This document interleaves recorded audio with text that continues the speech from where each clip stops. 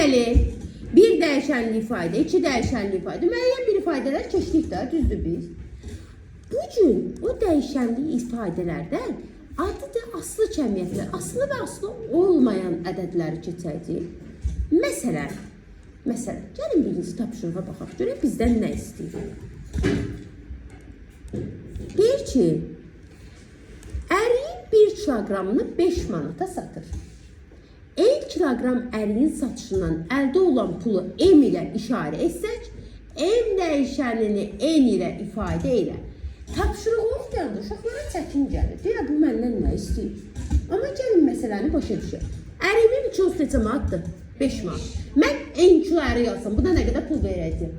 5 N. Hə? 5 N pul verəcəyim da. Verdiyim pul da M-dir. M-i N ilə ifadə elə deyil. Deməli, M bərabərdir 5 dənə ilə. Tutaq ki, mən 3 kilo əri yazsaydım, nə qədər pul verəcəydim? 15 manat verərəm, 5 3-ə vurdum. 6 kilo əri yazsam. 30. Bax, burada N sərbəst dəyişəndir. N asılı dəyişəndir. Niyə bu sərbəstdir, bu asılıdır?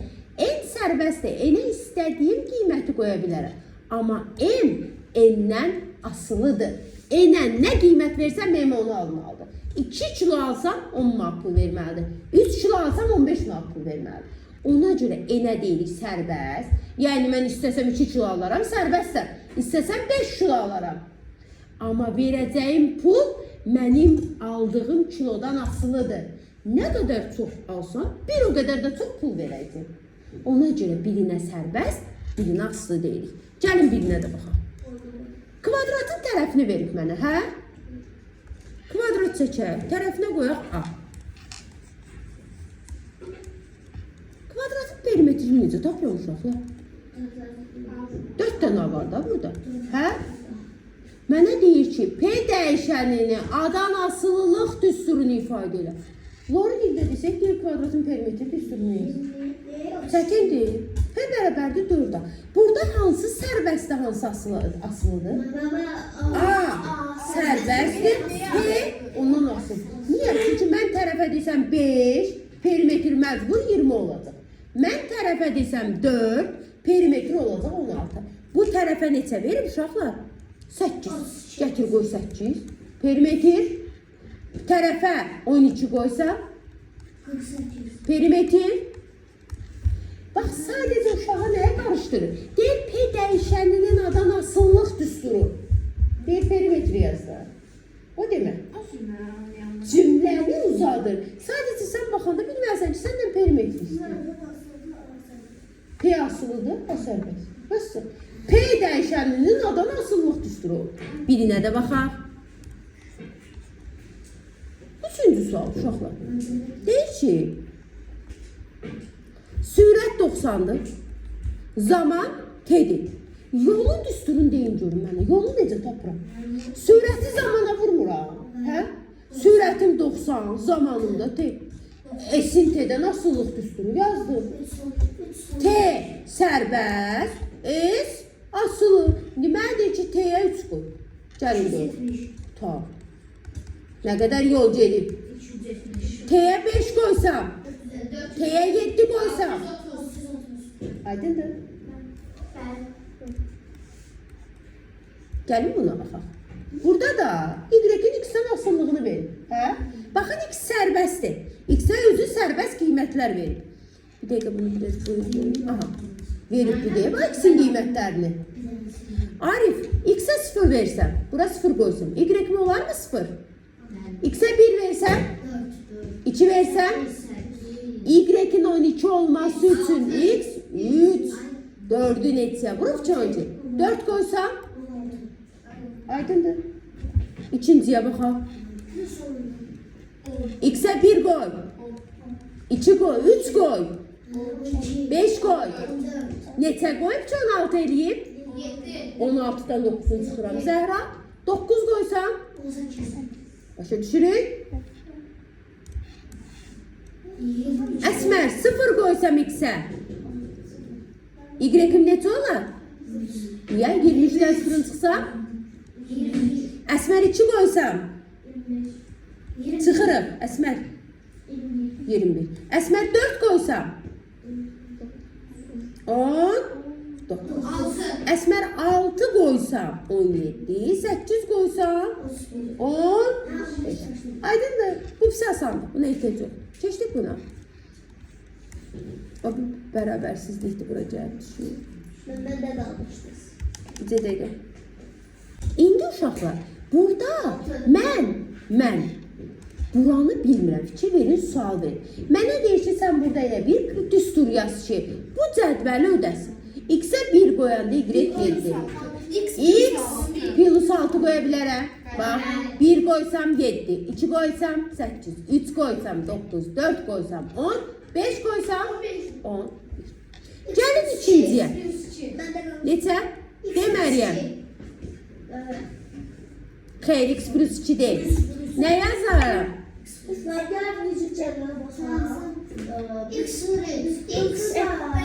Niyə 3 şey baxam? X-ə 1 qoy. 2 qoysam 6, 3 qoysam 9, 3 dəfə artıb. Bax, hamısı 3 dəfə artıb. Bunu da 3'ə vursam 15. X-i 3'ə vurup 15'i. Gəlin. Mənə kim 3'ü tapın, kim tapırsa mənə desin 3-cünü. 12 çıx 1. X'e 1 koysam 11, X'e 2 koysam 3, 10, X'e 3 koysam. Bu nece bu funksiyon? X çıx, 12 çıx X olacaq.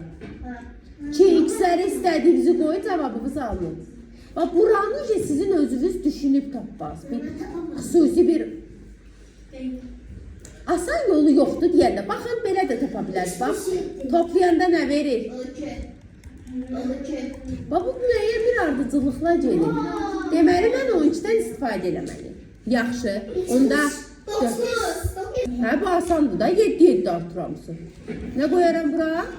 X plus 7, hə? Bəli, bu da olacaq. Hə. İndi gedək. Bu nə deyil? Azalanda toplayırıq, çeyirik. İndi qulaq asın. 4-cü sual. Deyir ki, düzbucaqlının uzunluğu enindən 5 cm uzundur. Açın dəftərləri. Düzbucaqlımızı çəkək. Nə deyir? Onun perimetri P'dir. Enine A qoyuruq. Və deyir ki, uzunluğu enindən 5 uzundur. Nə yazım uzunluğuna? Uzunluğuna nə yazım? Deyir ki, uzunluğu enindən 5 santim. A plus 5. Burada nə olacaq? İndi perimetri tapanda. Alarımı sayıram. 1, 2, 4, A plus 10. 2'dən 5 var. Bu mənim P'nin adam asıllıq düstur. Yazdım uşaqlar. İndi deyir ki, A'ya 4 qoy hesabla, 6 qoy hesabla, 9 qoy hesabla. 4 qoysam 6 qoysam 34. 9 qoysam 46. 13 qoysam 62. Cədvəl yox, amma bunu yaz. Ben yazdım. Deyir ki, en natural ədədini 12'ye böləndə. Eni deyir, böl 12'ye.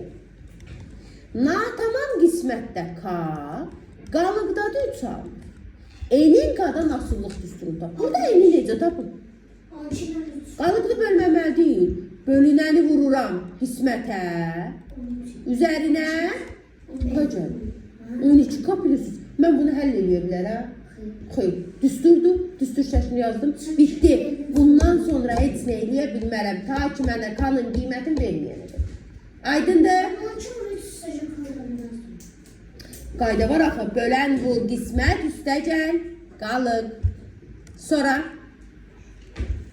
baxırıq 6'ya. Ev yox. 3 bucaq çəkir uşaqlar. 3 bucağın perimetri 26 qulaq asın. Tərəflərinin biri 8'dir, biri də 6. Düzdür? Mənə deyir ki, üçüncü tərəf, yəni buranı. Burada bir x qoyaq, bilmirəm. Ay uşaqlar, üçbucağın perimetri tərəflərinin cəmi deyil. Hə? Üçüncü tərəfi tapanda perimetrdən tərəfləri bir-bir çıxmıram. Hə? Onda 26-dan 8-i çıxsam neçə eləyər? 18 çıxar. X-i istəyir elə məndən. Mən tərəfi tapanda perimetrdən digər tərəfləri nə edirəm? Çıxıram. Alındı. X bərabərdir. 18 çıx. Məndən düstur istəyir. Bu da mənim düstur. Aydındır? Hə? Uşaqlar, bunun dəyişənin arasında asıllıq qrafiki var. Nə deməkdir qrafik? Yəni bunu burada tətbiq edirsən. Asan dərsdir, qulaq asın. Bəli, funksiyanı qrafikdə tətbiq eləməkdir. Birinci, yadınızda saxlayırsınız. X oxunun adı absisdir. Y oxunun adı ordinat. Oxların adı var. X oxuna absis oxu deyilir. Y oxuna ordinat oxudur. Burada hesablama başlanmışdır. Və yadınızda saxlayırsınız. X və Y. Birinci həmişə X gəlir. Qiymətləndirmədə belə bir tapşırıq da var. Bunu verib tutaq ki, yazıb mənə uşaqlar. Y bərabərdir 9 çıx X. Mənə də yazıbdır. 5, 12. Sonra gözləyin. Yazıb gözlə izah edirəm da. 4, 5, 3, 7. Deyir bu üçündən hansı buna aiddir? Mən də baxıram tez uşaqlar. Bu X-dir də, hə? Bu X-dir, bu Y-dir. X-ə 5 qoysam, Y-in neçə olmalıdır? 4. Bura 12 yaz. Səhvdir. X-ə 4 qoysam, Y-in nə olmalıdır? X-ə 4 qoy. 9-dan 4-ünü çıxsam nə olmalıdır? 4 qoyub 5 al. Bu düzdür. X-ə 3 qoysam, Y-in 7 eləyər? Neçə eləməlidir? 6. Deməli, bu da səhvdir. Düzgünü hansıdır? Yəni, koordinat verəndə X-i gətirib qoyursan yerinə, Y-i tapırsan. Hansı uyğunda onu götürürsən? Bəs, bu qrafiki mən koordinata necə tətbiq edeyim uşaqlar? Bax, birinci X 0-dır, buradadır. Y 9. Burada bir rəhlədim. Sonra, ikinci, X 1 olanda 1. Görünmürəm ki, gələm. 1-dən ta ki 8-ə qədər qalxdım. Dairələdim. X2 olanda 7-yə qədər qalxacağım. X3 olanda 6-ya qədər qalxacağım. X4 olanda da 5-ə qədər qalxacağım. Qalxdım. Nöqtələrimi qoydum uşaqlar. İndi bu yazdığım nöqtələri birləşdirməliyim. Aydındır, nöqtəni bir dəqiqə. Nöqtələri birləşdirirəm.